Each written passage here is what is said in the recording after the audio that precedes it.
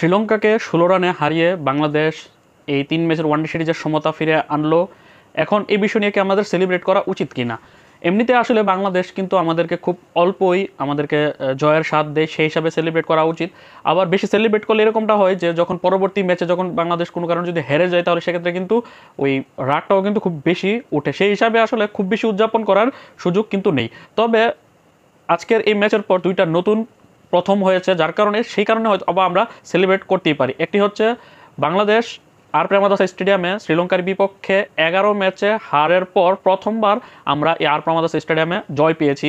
আমরা মোট 12টি one day match খেলেছি এই মাঠে, আজকের ম্যাচ সহ প্রথম 11টি সবগুলি হেরেছি। এই প্রথমবার আমরা তাদেরকে হারিয়েছি, সেই হিসাবে অবশ্যই উদযাপনের একটা সুযোগ কিন্তু রয়েছে এই ম্যাচ জয়টা। পাশাপাশি মেহেদী হাসান মিরাজ তার অধিনায়কত্বের ক্যারিয়ারে ওয়ানডে অধিনায়কত্বে অফিসিয়ালি তো এই দ্বিতীয় ম্যাচ অধিনায়কত্ব করছে 2 ম্যাচ। এর আগে কিন্তু আনঅফিসিয়ালি বলতে ভারপ্রাপ্ত অধিনায়ক হিসেবে কিন্তু 4টি ওয়ানডে ম্যাচে শান্তর অনুপস্থিতিতে কিন্তু সে নেতৃত্ব দিয়েছে। 4টি ওয়ানডেতে কিন্তু বাংলাদেশ হেরেছে, এই সিরিজের প্রথম ওয়ানডে ম্যাচও হেরেছে। এই প্রথমবার মেহেদী হাসান মিরাজের নেতৃত্বে আমরা ওয়ানডে ক্রিকেটে কোনো ম্যাচ জিতলাম, তাই এটাও কিন্তু আমাদের একটা নতুন প্রথম। মেহেদী হাসান মিরাজের জয় এবং আর প্রেমাদাসা স্টেডিয়ামে শ্রীলঙ্কাকে প্রথমবার ওয়ানডেতে হারানো, দুইটা প্রথম কিন্তু আমরা দেখেছি। এখন যদি আমরা আসি যে এই জয়টা কতটুকু আমাদের পাওনা ছিল, যদিও যেই শুরুটা আমরা করেছিলাম বাংলাদেশ ব্যাটিংয়ের মধ্যে, সেই শুরুটা কিন্তু আমরা শেষ দিকে আমরা ধরে রাখতে পারিনি। শেষ দিকে যখন জাকের আলী হৃদয় আউট হয়ে গেল, তখন কিন্তু আমরা যেরকম একটা ভাবছিলাম যে আমরা হয়তো বা 50 ওভার ফুল ব্যাটিং করার পর আমরা মোট স্কোরে প্রায় 260-70 রান জোর করতে পারবো, সেটা কিন্তু আমরা জাকের হৃদয় আউট হওয়ার পর কিন্তু আমরা একটা সময় মনে হয়েছিল যে আমরা হয়তো 220 রান জোর করতে পারবো না। সেই জায়গাতে কিন্তু তানজিম সাকিবের ব্যাটে কিন্তু ভর করে 21 বলে 33 রান, 2 ছক্কায় অপরাজিত থেকে কিন্তু আমরা কিন্তু একটা ভালো রান করেছি। তাই তানজিম সাকিব যে একটা ব্যাটসম্যান শিপ তার মধ্যে আছে, সে যে ভালো শটস খেলতে পারে, সেটার প্রমাণ কিন্তু আমরা ফাঁকে ফাঁকে বিভিন্ন সময় কিন্তু আমরা পেয়েছি। যেটার প্রমাণ আমরা টেস্টের দিকে, তার অভিষেক টেস্টে সে ভালো রান করেছিল, এর আগে ওয়ানডেতে টি20তে কিন্তু সে ভালো ব্যাট চালিয়েছে এবং তার ব্যাট ধরার স্টাইল থেকে শুরু করে তার শর্ট সিলেকশনটা ভালো, যেটার প্রমাণ কিন্তু আজকে সে ঘটিয়েছে। তার কারণে হয়তো বা আউট হয়েছে তাহিদ হৃদয়, কিন্তু সেই কিন্তু শেষে কিন্তু রানটা করে পুষিয়ে দিয়েছে। আর নয়তো কিন্তু বাংলাদেশের স্কোরবোর্ডে 248 রান জোর না হলে কিন্তু এই রানে কিন্তু এই মাঠে কিন্তু জয়লাভ করার চিন্তাও করা যেত না। প্রথম ম্যাচে টসের পর কিন্তু যখন পিচ রিভিউ করেছিল শ্রীলঙ্কার ধারাভাষ্যকার, তখন বলেছিল যে এই মাঠের মধ্যে 250-60 will B a good score. যেটা প্রথম ম্যাচে 244 রান করে, সেটা গুড স্কোর ছিল শ্রীলঙ্কার জন্য। বাংলাদেশ যদিও খুব বেশি খারাপ ব্যাটিং করেছে, 167 রান অল আউট হয়ে গেছিল, কিন্তু এই ম্যাচে কিন্তু বাংলাদেশ আগে ব্যাট করে কিন্তু 248 রান জোরও করেছে, যদিও আরও কিছু রান করার দরকার ছিল, কিন্তু সেটা কিন্তু বাংলাদেশের বোলাররা কিন্তু কভার করেছে। এখন ওভারঅল যদি কথা বলি যে আমরা দুই ম্যাচের মধ্যে আমাদের পজিটিভ সাইন কি, 2 ম্যাচের মধ্যে আমাদের পজিটিভ সাইন হচ্ছে একটা, যে আমাদের বোলাররা ভালো বল করেছে। 2 ম্যাচে কিন্তু আমাদের ব্যাটসম্যানরা খারাপ করেছে। প্রথম ম্যাচে 167 রান অল আউট হয়ে গেছে আমরা 35 ওভারে, দ্বিতীয় ম্যাচে আমরা 45 ওভারে 248 করে অল আউট হয়ে গেছি। কিন্তু 2 ম্যাচে কিন্তু আমরা তাদেরকে আউট করেছি 250 কমে। প্রথম ম্যাচে তাদেরকে আমরা 49 ওভার 2 বলে 244 রান অল আউট করেছি, দ্বিতীয় ম্যাচে আজ আমরা 48 ওভার 5 বলে তাদেরকে 232 রান অল আউট করেছি। তাই আমাদের বোলিংটা কিন্তু ভালো হচ্ছে। তবে 2 ম্যাচে বাংলাদেশের বোলিংয়ের চিত্রটা 2 রকম। একটা, প্রথম ম্যাচে কিন্তু আমাদের পেসাররা কিন্তু ভালো বোলিং করেছে, তাসকিন 4 উইকেট, তানজিমের 3 উইকেট, 7 উইকেট, পেস বোলাররা কিন্তু মূল উইকেটগুলো নিয়েছে। কিন্তু এই দ্বিতীয় ম্যাচে এসে কিন্তু স্পিনাররা কিন্তু কর্তৃত্ব দেখিয়েছে, যেটার একমাত্র কর্তৃত্ব আমরা ফাইফার পাওয়া, প্রথম ফাইফার পাওয়া এবং দ্বিতীয় ওয়ানডে ক্যারিয়ারের ম্যাচে ফাইফার পাওয়া তানভীর ইসলামকে স্বীকৃতি দিতে পারি। তার 10 ওভারে 2 মেডে 39 রানে 5 উইকেট কিন্তু বাংলাদেশের জন্য একটা জয়ের মঞ্চ সেট করে দিয়েছে। পাশাপাশি তার সাথে মিরাজের 10 ওভার 37 রানে 1 উইকেট, একটা স্বস্তির বিষয়, মিরাজ উইকেট পেয়েছে।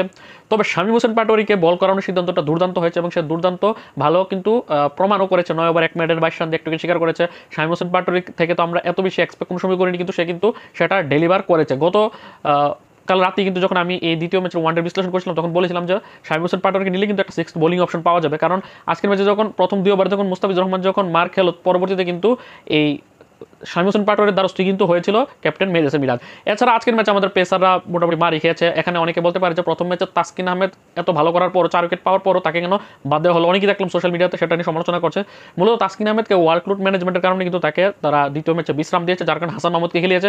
অনেকে বলবে হাসান মাহমুদ ভালো বল করেনি, আমি বলবো হাসান মাহমুদ মোটামুটি ভালো বল করেছে, যদিও উইকেটলেস থেকেছে, 7 ওভার 43 রান দিয়েছে। কারণ বাকি মুস্তাফিজুর রহমানের দিকে তাকালে সে 8 ওভার 56 রান দিয়ে 1 উইকেট শিকার করেছে, যদিও মুস্তাফিজুর রহমানের উইকেটই কিন্তু আমরা কিন্তু এই ম্যাচটা কিন্তু জয়লাভ করতে পেরেছি। আর নয়তো 58 বলে 55 রানের যে পার্টনারশিপটা করেছিল শ্রীলঙ্কার ওই 2 ব্যাটসম্যান জানিত লিয়াঙ্গেলে এবং দুশমান চামিরা, ওই 55 রানের পার্টনারশিপটা ভাঙা কিন্তু খুব জরুরি ছিল। সেই পার্টনারশিপে কিন্তু এই যে লিয়াঙ্গেলে কিন্তু 78 রান করেছে, কিন্তু তার ইনিংসটা কিন্তু দুর্দান্ত করেছে। এই তার 78 রানের উপর ভর করে কিন্তু শ্রীলঙ্কা কিন্তু 232 রান পর্যন্ত যেতে পেরেছে। আর নয়তো একটা সময় কিন্তু মনে হয়েছিল হয়তো শ্রীলঙ্কা 200 রানের ভিতরে কিন্তু অল আউট হয়ে যেতে পারে। সেই জায়গাতে কিন্তু এই এক্সট্রা রানগুলো কিন্তু এসেছে। তবে মুস্তাফিজ হাসান মাহমুদের এভারেজ বোলিং হলো, তানজিম সাকিব কিন্তু তার বোলিংয়ের কারিশমাটা দ্বিতীয় ম্যাচও দেখেছে। প্রথম ম্যাচে 3 উইকেট পেয়েছিল, আজকের ম্যাচও 4 ওভার 5 বলে 34 রানে 2 উইকেট পেয়েছে এবং ভালো বোলিং করেছে।